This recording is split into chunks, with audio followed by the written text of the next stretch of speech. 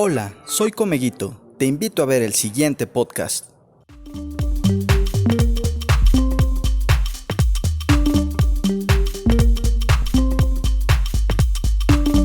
Bienvenidos a Podcast Comego, por un Comego sin fronteras. El día de hoy abordaremos el tema aspectos de relevancia en el control prenatal en las pacientes con sobrepeso y obesidad. Para este tema tenemos la presencia del doctor Gilberto Tena Alavés. Y bueno, bienvenido, doctor Gilberto. Muchas gracias, Alfredo, es un gusto estar aquí contigo. Creo que no hay que presentarlo, pero bueno, tenemos que hacerlo por protocolo. Creo que todo el mundo lo conoce en la ginecología del país, el doctor Gilberto Tena. Él es médico, actualmente vicepresidente del Colegio Mexicano de Ginecología y Obstetricia en el bienio 2021-2022. Él fue director de la Unidad Médica de Alta Especialidad del IMSS, tanto del número 3 y número 4. Actualmente pues es justamente certificado en Ginecología y Obstetricia y Medicina Materno-Fetal por el Consejo Mexicano de Ginecología y Obstetricia. Y bueno, para hablar del tema, doctor Gilberto, ¿cuál es la importancia del sobrepeso y la obesidad hablando de la mujer mexicana? Fíjate que pues no solo a la mujer mexicana, sino a nivel mundial, bueno, a todos nos queda claro que el problema de la obesidad, del sobrepeso y la obesidad actualmente es un problema epidemiológico. Y en México es un problema endémico.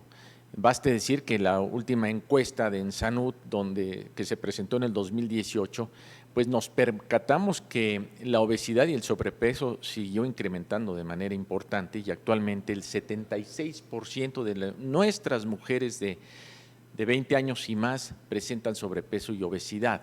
El sobrepeso en un 36% y la obesidad en un 40%, lo que se incrementó con relación a las encuestas previas. Y entonces esto nos ubica en una circunstancia donde tenemos que pensar qué está sucediendo y establecer un modelo, si lo queremos enfocar esto con relación al tema del embarazo, en un modelo de atención y pues en un modelo sigue un proceso donde tenemos lo que es un peso pregestacional y ese sería el punto de partida en lo que respecta a la mamá. Después, lo que va sucediendo en el embarazo, como podría ser el incremento ponderal de peso, y aquí se pueden dar dos circunstancias, que la paciente traiga un peso pregestacional que ya indique obesidad, o bien que llegue con un peso adecuado, pero que hay un exceso en el incremento de peso. Y esto va a tener repercusiones sobre ese binomio a nivel materno, con enfermedades que pueden presentarse asociadas, a nivel fetal, con cambios que pueden presentarse en su desarrollo y crecimiento, y esto obviamente mediado a través de esa interacción que se da por la placenta. Y finalmente, esto se verá en el resultado perinatal, influyendo tanto en la resolución del embarazo, con todo lo que puede suceder en el momento de la resolución del embarazo, y que podrá afectar al neonato, incluyendo al neonato, y después, a posteriori, a la mujer, puede tener repercusiones a largo plazo. Entonces, en este modelo, pues hay muchos aspectos importantes de cómo puede impactar el embarazo, cómo puede impactar la obesidad en el embarazo. Y mira, hay cifras importantes y a veces son útiles. El 52% de las mujeres en estudios realizados en Inglaterra se asociaron, el 52% de la mortalidad materna se asoció a mujeres que tenían sobrepeso y obesidad. Y a mayor grado de obesidad, mayor era el riesgo de padecer muerte materna. Entonces, ahí ya tenemos un punto de partida. Pero además tenemos la posibilidad de subdividir el impacto epidemiológico de la obesidad en el embarazo en aquellas complicaciones que se pueden asociar a la madre, y pues te señalo las más importantes: mayor incidencia de aborto, diabetes mellitus gestacional, preeclampsia, tromboembolismo venoso, pero además hay otras, como podría ser una dificultad para evaluar bien el bienestar fetal, y esto hay que tomarlo en cuenta en la paciente obesa. Puede haber mayor incidencia de embarazo prolongado, parto instrumentado, terminación a través de cesárea, pero además las complicaciones propias de una cesárea realizada en una paciente con obesidad, que puede tener mayor morbilidad posterior a la intervención quirúrgica. Y por el otro lado, tenemos las alteraciones que pueden impactar tanto al feto como al neonato. Anomalías congénitas, ahorita vamos a, si me lo permites, abordaremos un poquito más de eso.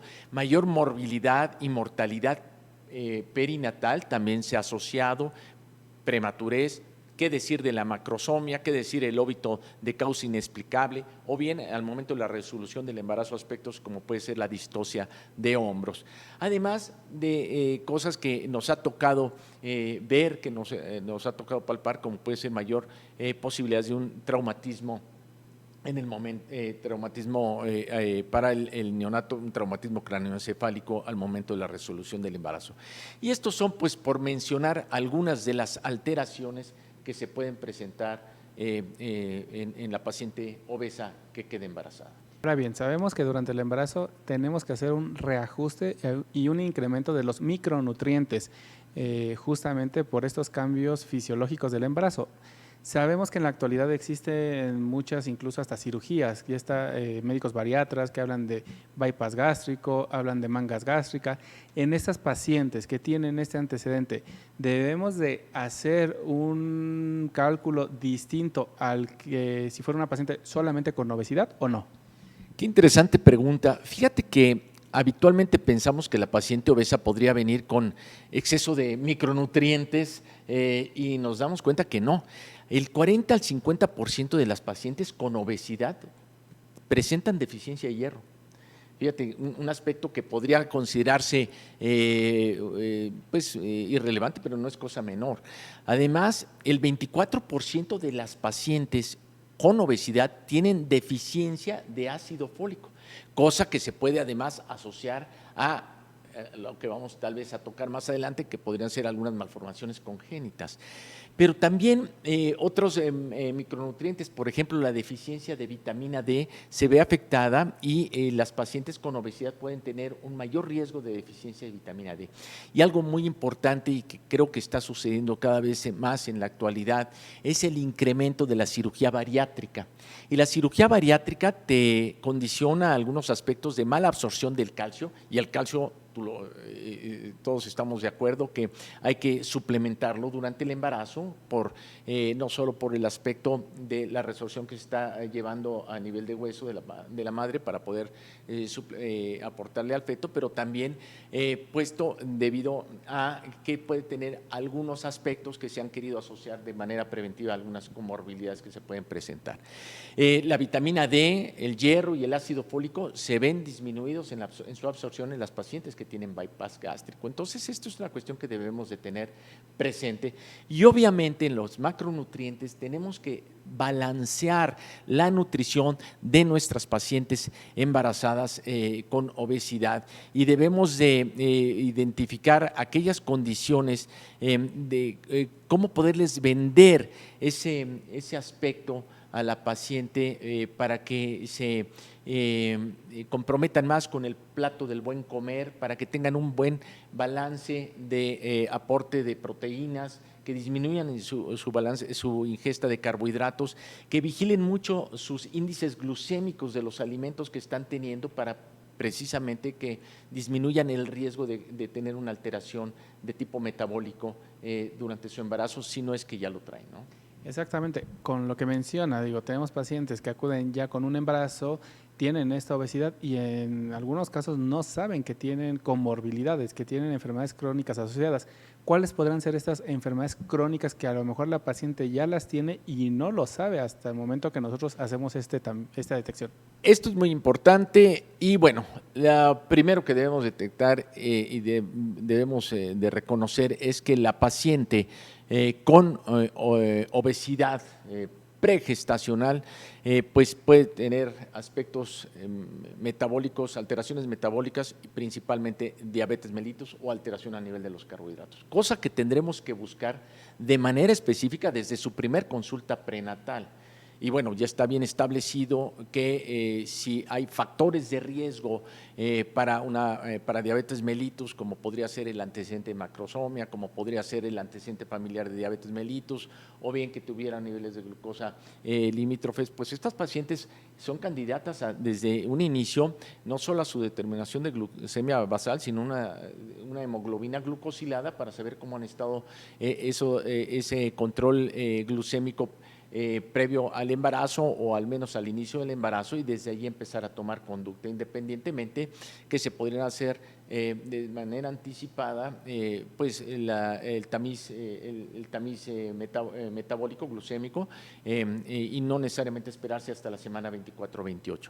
Por otro lado, la paciente obesa pues tiene mayor riesgo de tener hipertensión, de tener síndrome metabólico. Son pacientes que pueden ya tener alteraciones. Muy probablemente muchas de estas pacientes pudieron tener un ovario poliquístico, y nosotros ya debemos de estar alertados que la paciente con ovario poliquístico puede tener un mayor riesgo para desarrollar preeclampsia, y eso se ha establecido. Y entonces ahí debemos de ser cuidadosos. Son pacientes que podrían tener problemas tiroideos, como una disfunción tiroidea, y pueden tener un hipotiroidismo, ya sea clínico o subclínico, y tendremos que estar atentos a ello. Y recientemente se le ha dado mucha importancia a aspectos como la apnea obstructiva del sueño, porque inclusive en algunos casos hay, aunque no con mucha fuerza, ha habido estudios que han pretendido relacionar la apnea obstructiva del sueño con periodos de hipoxia transitorios en el feto, inclusive que pudieran predisponer hasta esos casos de óbitos de causa inexplicable. Hay estudios que han querido asociar esto, ¿no? Entonces, esto es un punto importante, porque ya debemos de tomar en cuenta estos aspectos desde antes de que nuestra paciente nos llegue con un embarazo, ¿no? Si es posible. Y si no, al menos indagarlos si es que ya nos llegó de primera vez con un embarazo y obesidad asociada. Ahora, hablando específicamente preeclampsia, hace ratito nos mencionaba, existen las causas o complicaciones maternas, complicaciones fetales. Paciente con obesidad, ¿tiene riesgo o no tiene riesgo de preeclampsia? ¿Qué es lo que tendríamos que hacer o cómo podemos saber si esta paciente tiene o no ese riesgo?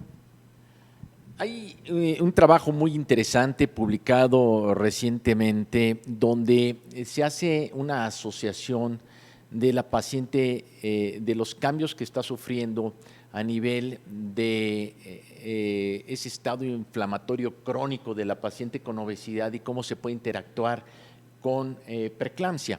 Y bueno, pues primero, en cuanto al perfil, las alteraciones en el perfil de lípido, las alteraciones propias que puede tener a la resistencia a la insulina, pero también aspectos proinflamatorios y de disfunción endotelial se pueden ver aumentados en la paciente con obesidad que se embaraza, y entonces puede haber datos de predisposición a preeclampsia de mayor manera que una paciente con peso normal. Entonces ahí hay una asociación importante. Segundo punto interesante es que se han establecido de manera muy clara recomendaciones de intervención en función de si hay un riesgo bajo, moderado o alto para desarrollar preeclampsia y hacer intervención. En este caso, la intervención más plausible sería la aspirina, sobre todo si la paciente puede tener un riesgo moderado o alto, donde vamos a ver beneficio. En riesgo bajo no se ha recomendado del todo la aspirina, pero en pacientes con riesgo moderado para desarrollar preeclampsia, dependiendo de cuántos factores asociados tengan, y dentro de los factores asociados está la historia de preeclampsia, un embarazo múltiple, la hipertensión crónica, enfermedades renales, la misma diabetes o algunos aspectos autoinmunes. Si tienes uno de esos factores, de estos factores, bueno, pues ya es suficiente para iniciar aspirina. Y la aspirina, hay que recordar dos aspectos importantes. Si hay factores de alto riesgo para desarrollar preeclampsia, la dosis de 150 miligramos, de preferencia darla en la tarde o en la noche, le va mejor a la paciente, tiene mejor respuesta. Cuando hay factores moderados, bueno, pues se puede manejar una dosis que podría ser de 80 a 100 miligramos diarios de aspirina. Hay aspectos singulares que tiene la paciente obesa y que los médicos a veces no estamos preparados en nuestros consultorios para hacer una evaluación adecuada de su presión arterial.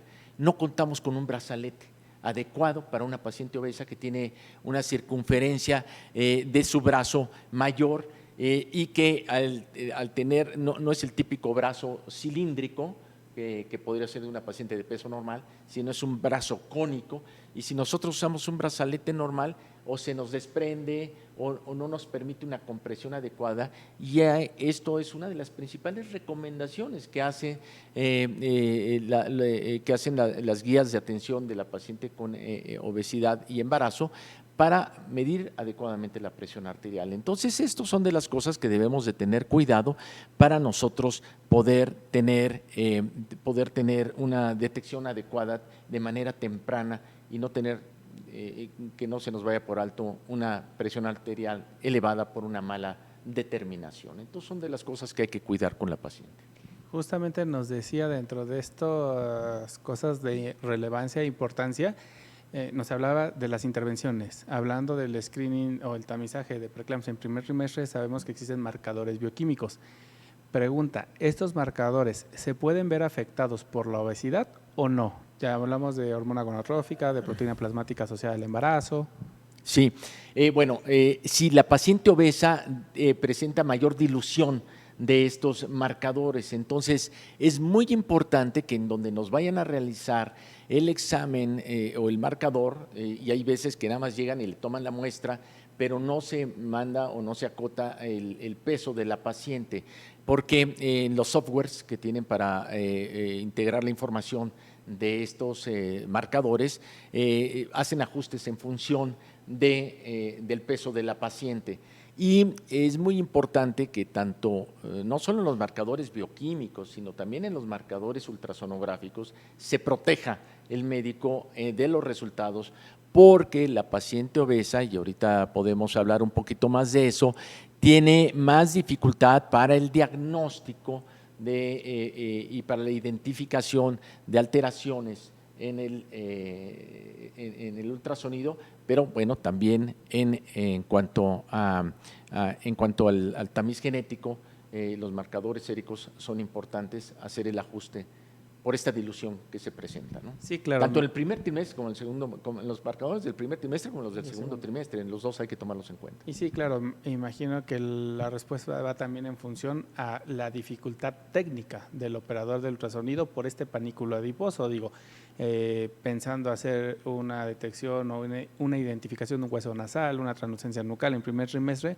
pues probablemente por abdomen vamos a tener mucha dificultad. A lo mejor ya la experiencia del ultrasonografista, pues estamos hablando que hacer un ultrasonido vía vaginal, pero en muchas ocasiones haciendo un ultrasonido estructural, sí tiene toda la razón, o sea, es algo que es muy importante acotar tanto en el expediente y explicárselo a la paciente, la dificultad, y que pues sí, puede costar algo, trabajo el hacer estas detecciones, y qué buen punto a resaltar, ¿sí?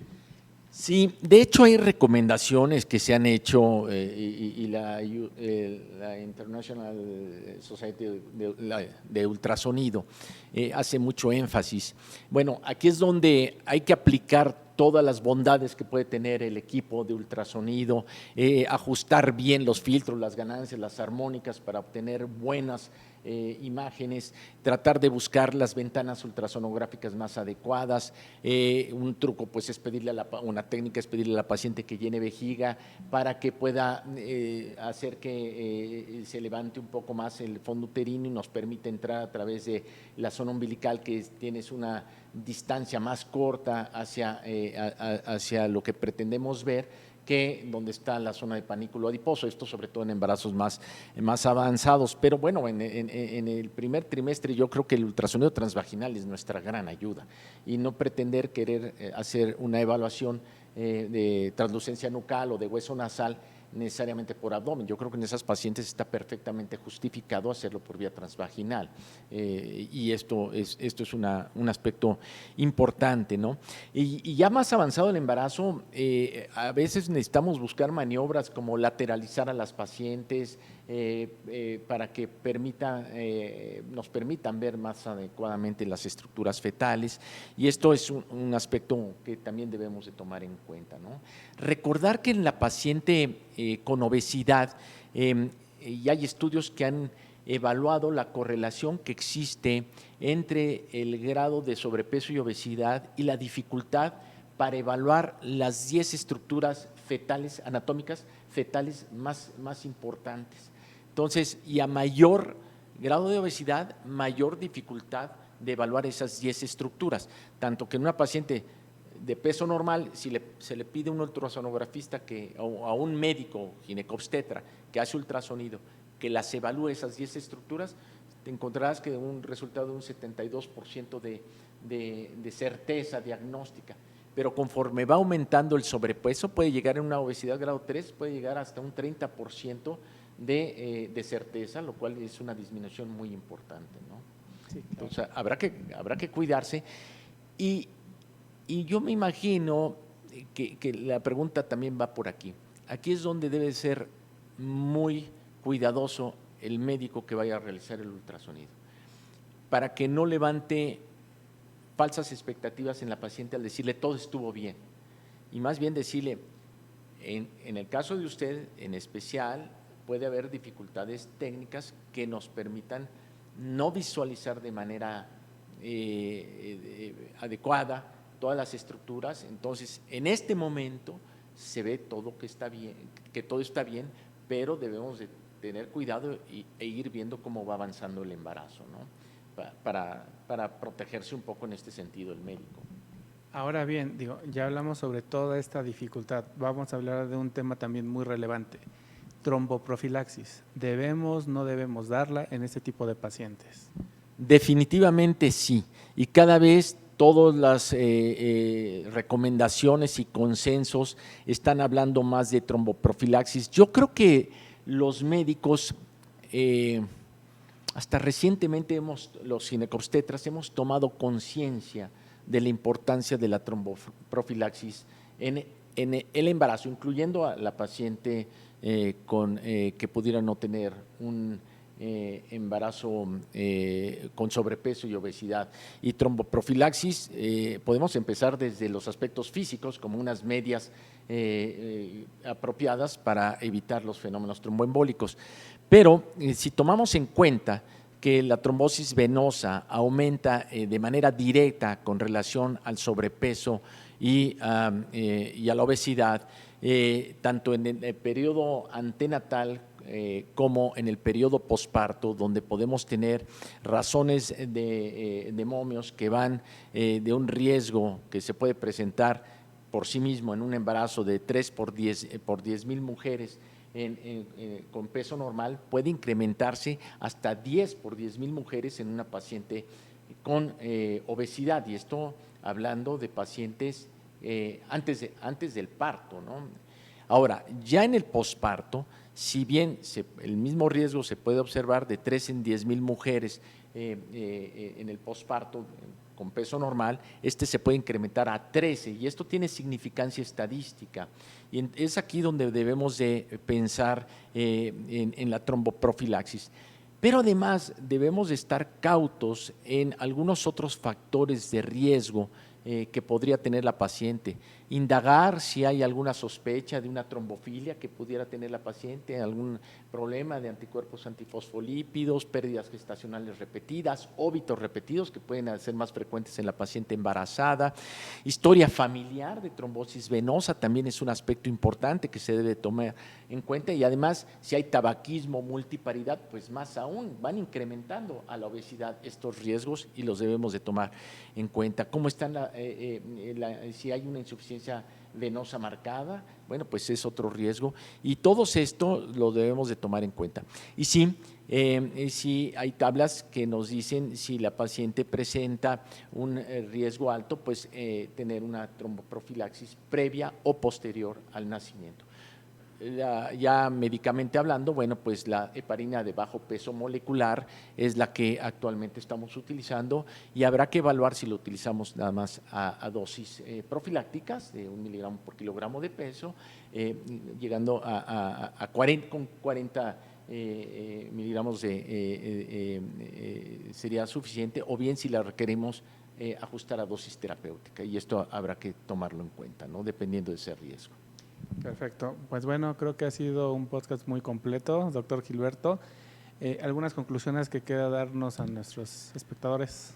Bueno, pues yo creo que tenemos que tomar en cuenta que la obesidad es un problema actual y que, dado que cada vez hay más pacientes obesas en edades reproductivas, vamos a tener más pacientes que se presenten con embarazo, más obesidad, y por lo tanto nosotros tendremos que estar más alerta de aquellos factores de riesgo a los que está propensa la paciente, que se nos pueden presentar en el embarazo, porque pues son condicionantes de más muerte materna y más comorbilidad, y muchos de estos factores los podemos detectar de manera temprana, controlar de manera temprana y evitar las complicaciones que se puedan presentar.